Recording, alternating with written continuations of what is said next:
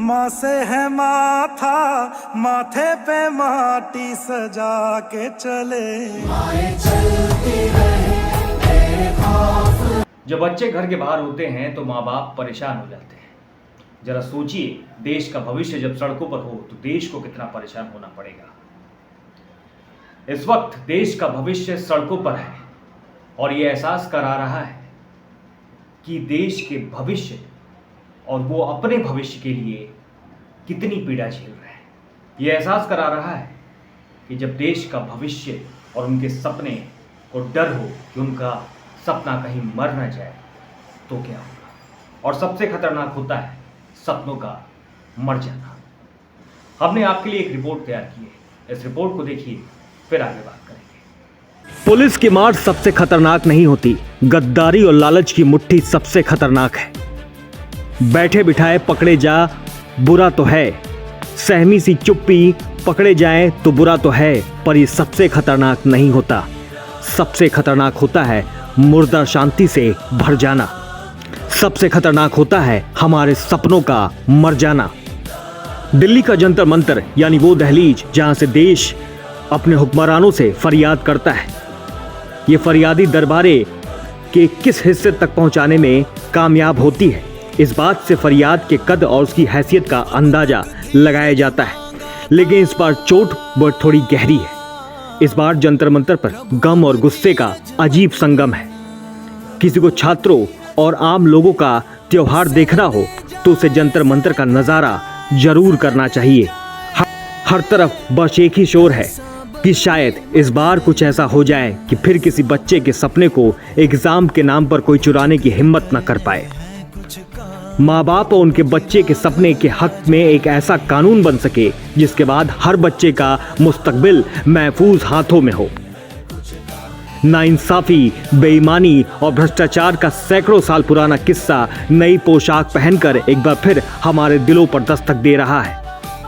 रगों में लहू बनकर उतर चुका इम्तिहान चोरों का कैंसर आखिरी ऑपरेशन की मांग कर रहा है। आवाम सियासत की बीज बोकर हुकूमत की रोटियां सेकने वाले नेताओं के भविष्य का फैसला करना चाहती है। यह गुस्सा एक मिसाल है कि हजारों छात्र जब एक मकसद के लिए एक साथ स्कूल कॉलेज से निकलकर गांधी के बताए आंदोलन का हिस्सा बन जाते हैं तो हिंदुस्तान का हिंदुस्तानियत पर यकीन और बढ़ जाता है। महंगाई, गरीबी, भूख और बेरोजगारी जैसे अहम मुद्दों से रोजाना और लगातार जूझती देश की आवाम के सामने भ्रष्टाचार इस वक्त सबसे बड़ा मुद्दा और सबसे खतरनाक बीमारी है।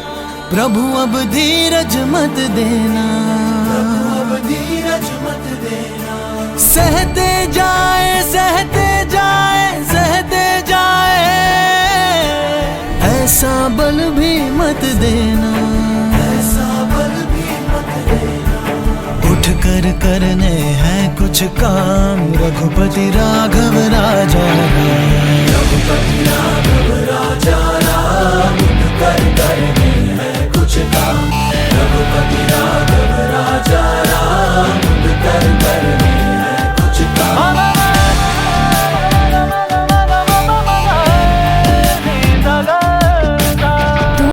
अगर इस बीमारी से हम पार पा गए तो यकीन मानिए सोने की चिड़िया वाली वही सुनहरा हिंदुस्तान एक बार फिर हम सबकी नजरों के सामने होगा। पर क्या ऐसा हो पाएगा? क्या आप ऐसा कर पाएंगे?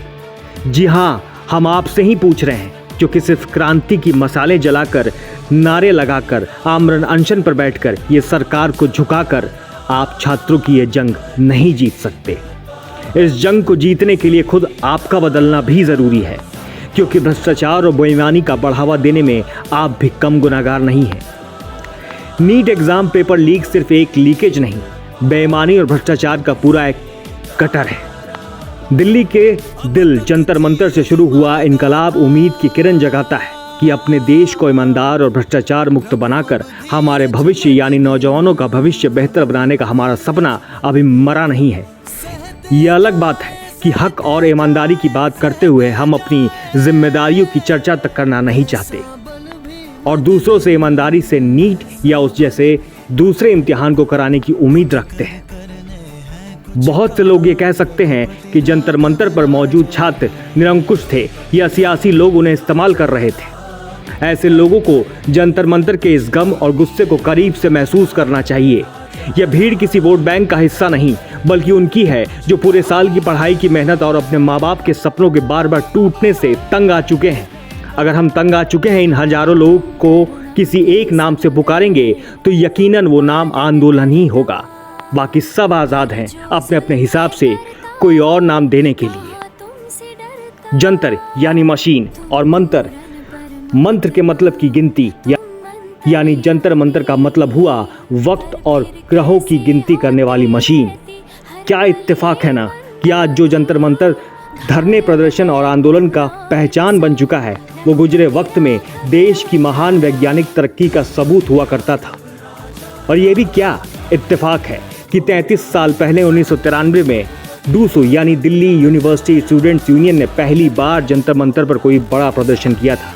इसके बाद से जंतर मंतर वो जगह बन गई जो सबको जगह देती है, जहां लोकतंत्र सचमुच जिंदा नजर आता है। वही इस बार हो रहा है। इसी जंतर मंतर पर क्यों? तो असल में इसकी शुरुआत इसी साल मई में हुई थी। पूरे साल कड़ी मेहनत और सपनों पर नजरें गड़ाए 22 लाख बच्चे डॉक्टर बनने के लिए नीट के इम्तिहान में बैठते हैं।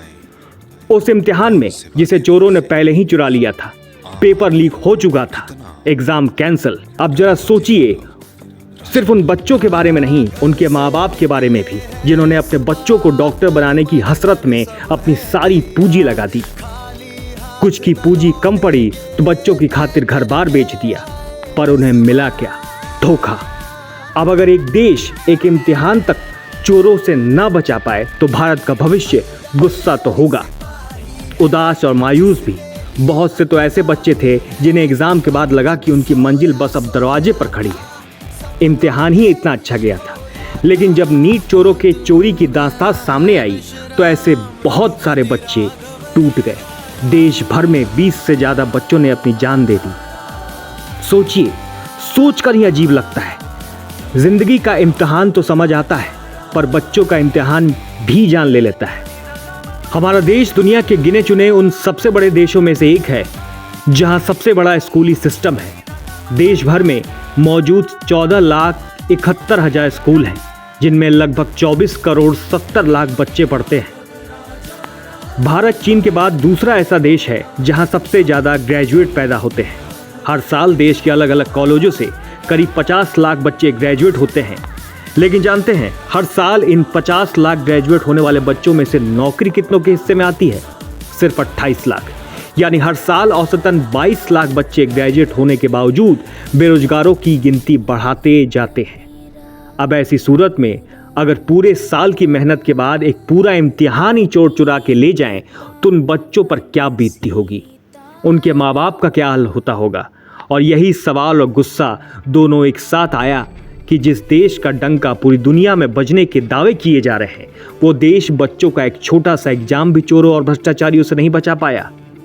मई में पेपर लीक के बाद बच्चे नाराज थे, उदास थे, गुस्सा थे, छोटे मोटे मंचों से अपनी आवाज़ उठाने की कोशिश कर रहे थे।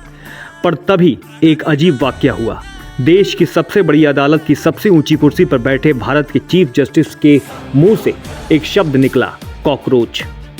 दिल्ली में सुप्रीम कोर्ट से निकले इस एक शब्द को अमेरिका के बॉस्टन शहर में एक भारतीय ने मजाक मजाक में लपक लिया और उसी मजाक मजाक में सोशल मीडिया पर अचानक कॉकरोच जनता पार्टी का जन्म हुआ। शुरुआत में सोशल मीडिया पर यह मजाक ही बना हुआ था, इस पर मीम्स बन रहे थे, सब इसे मजाक में ही ले रहे थे, लेकिन असल में चुपचाप खामोशी के साथ यही कॉकरोच नीट के मारे बच्चों का साथी बनता जा रहा था।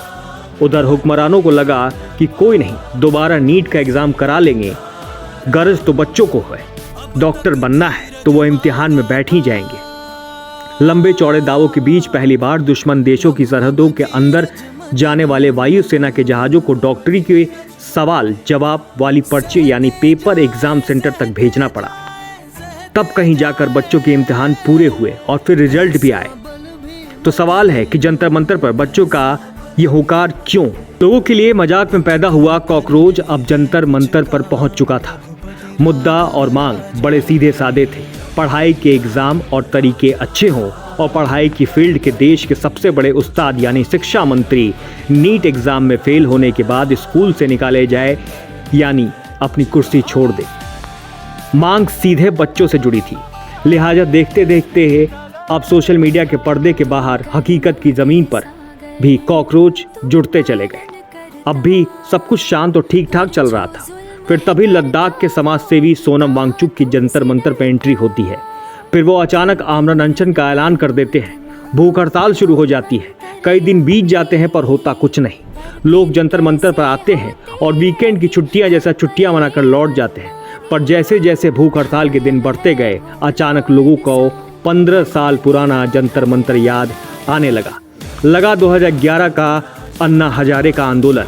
वो आंदोलन जिसमें पहली बार नई नस्ल ने अन्ना हजारे में गांधी को देखना शुरू कर दिया था।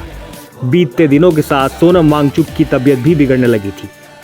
वजन तेजी से गिर रहा था। ऐसे में कोई दिल्ली हाईकोर्ट पहुंच गया इस फरियाद के साथ कि सोनम वांगचुक की जान बचाई जाए यानी उनका आमरण अनशन खत्म करवाया जाए। दिल्ली हाईकोर्ट ने तुरंत एक फैसला सुनाया। कहा सोनम वांगचुक की जिंदगी कीमती है, उनकी सेहत का ख्याल रखा जाए। बस हाईकोर्ट का इतना भर कहना था कि दिल्ली पुलिस को एक हथियार मिल गया। 30 जुलाई से संसद का मॉनसून सत्र शुरू होने वाला था। सोनम वांगचुक ने पहले ही ऐलान कर रखा था कि उस दिन सभी छात्र संसद भवन तक मार्च करेंगे, लेकिन उससे पहले अचानक दिल्ली में हलचल तेज हो जाती है। 17 जुलाई की सुबह अचानक दिल्ली के पुलिस कमिश्नर को बदल दिया जाता है। नए कमिश्नर की पहले मीटिंग जंतर मंतर को लेकर होती है। पूरी शाम और रात तैयारी होती है और फिर 18 जुलाई की सुबह सोनम वांगचुक के आमरण अनशन के ठीक 20वें दिन डॉक्टरों का भेष बनाकर दिल्ली पुलिस उन्हें जबरन मंच से उठाकर अस्पताल ले जाती है। लगा अब 20 जुलाई का संसद मार्च मुमकिन नहीं, क्योंकि दिल्ली पुलिस ने सोनम वांगचुक हटाने के साथ साथ जंतर मंतर को भी खाली कराने का फरमान जारी कर दिया था। लेकिन शायद दिल्ली पुलिस जंतर मंतर का मतलब भूल बैठी थी, जिसका जन्म ही समय और ग्रहों की गिनती करने के लिए हुआ था। 20 मार्च को हजारों बच्चे अपने समय और ग्रहों को बेहतर बनाने एक बार फिर उसी जंतर मंतर पर पहुंच चुके थे। उधर पुलिस भी तैयार थी बच्चों को रोकने के लिए और इधर बच्चे भी तैयारी अपनी आवाज हुक्मरानों के कानों तक पहुंचाने के लिए। लाठियां चली। रोते हुए बच्चों के आंसुओं को आंसू गैस के गोले से और ज्यादा भिगोया गया।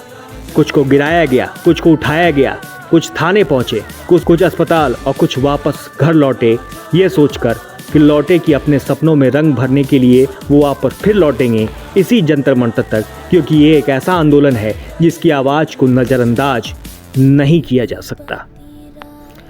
सबसे खतरनाक होता है मुर्दा शांति से भर जाना, तड़प का न हो सब कुछ सहन कर जाना, घर से निकलना काम तक और काम से लौटकर घर आना। सबसे खतरनाक होता है मुर्दा शांति से भर जाना। सबसे खतरनाक होता है हमारे सपनों का मर जाना। एक सवाल और है, और सवाल ये कि आखिर क्या गलती थी राहुल गांधी की? क्या ये गलती थी कि वो देश के भविष्य के साथ खड़े थे, उनकी मांग को लेकर उनका साथ दे रहे थे, या ये गलती कि वो देश के हुक्मरानों के घर के आगे बैठकर सवाल पूछ रहे थे? शायद यही गलती थी। अभी तो उन हुक्मरानों की आंखें फट गई, डर से कांप उठे कि कहीं उनकी बनाई लालच वाली कुर्सी का चारों पाया टूट न जाए। शायद इसलिए उन्होंने वो किया राहुल गांधी के साथ जो ये देश कभी भूल नहीं पाएगा। और सिर्फ राहुल गांधी के साथ नहीं, प्रियंका गांधी के साथ भी। घसीटा गया, जबरदस्ती बस में ठूसा गया। कोई बताएगा क्या गलती थी डिंपल यादव की? आखिर क्यों डिंपल यादव को गला फाड़ फाड़ कर चिल्लाना पड़ा? क्योंकि वो भी जानती थी कि ऐसे इनके कान तक आवाज नहीं जाएगी। क्या गलती थी प्रियंका गांधी की? क्या गलत सवाल पूछा था अखिलेश यादव ने? सियासत के आसमानी टीलों पर बैठे लालची हुक्मरान बताएंगे कि आखिर कब तक इस देश के भविष्य को अपने भविष्य के लिए लाठी खानी पड़ेगी, खून बहाना पड़ेगा। लगता है कि ये सवाल सिर्फ सवाल ही बनकर रह जाएगा। इन हुक्मरानों के पास इसका जवाब नहीं है। और एक बात हमेशा याद रखिएगा कि सबसे खतरनाक होता है सपनों का मर जाना। अंग अंग जख्मी है तेरा, लम्हा लम्हा फरियादी है।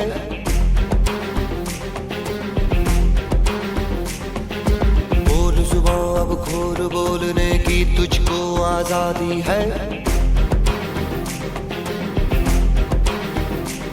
जो हिम्मत न हारे वो जिंदगी सवारे, चल दिखा दे सारी दुनिया को तेरी सांसों में भी घर होगी।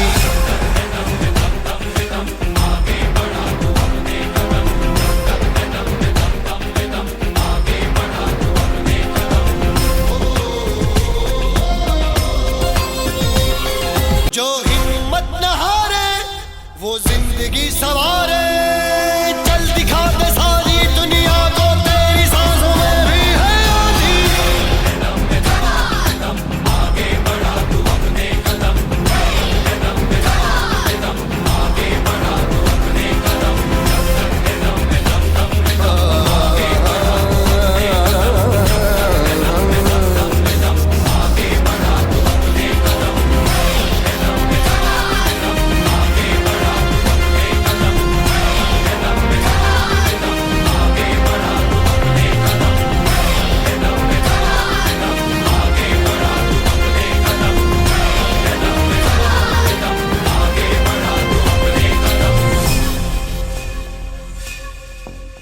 चलिए मान लिया कि ये जो प्रोटेस्ट हो रहा है वो राजनीतिक है, सियासत हो रही है इस पर, क्योंकि लगातार ट्विटर से लेके फेसबुक तक यही चल रहा है कि भीम आर्मी, आइसा, आम आदमी पार्टी, समाजवादी पार्टी के लोग इस भीड़ में जुट गए हैं, झंडे बुलंद कर रहे हैं, झंडा गाड़ने की कोशिश कर रहे हैं।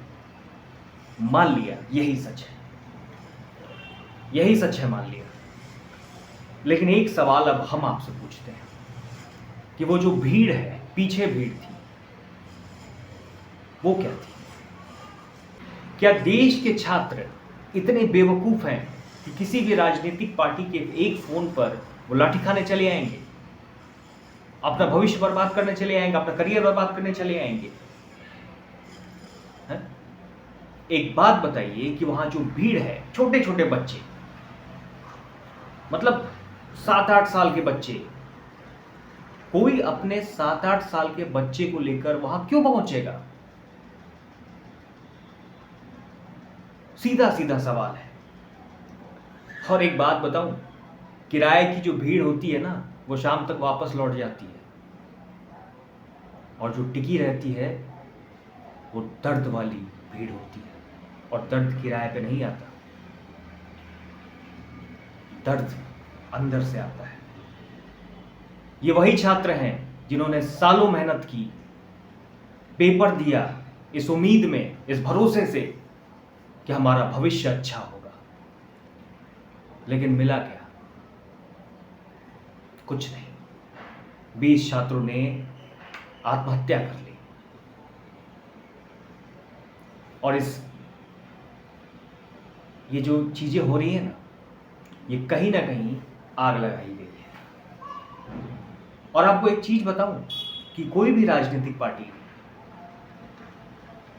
आग नहीं लगाती, वो उस आग में अपनी राजनीतिक रोटियां सेकती है, अपने हाथ सेकती है।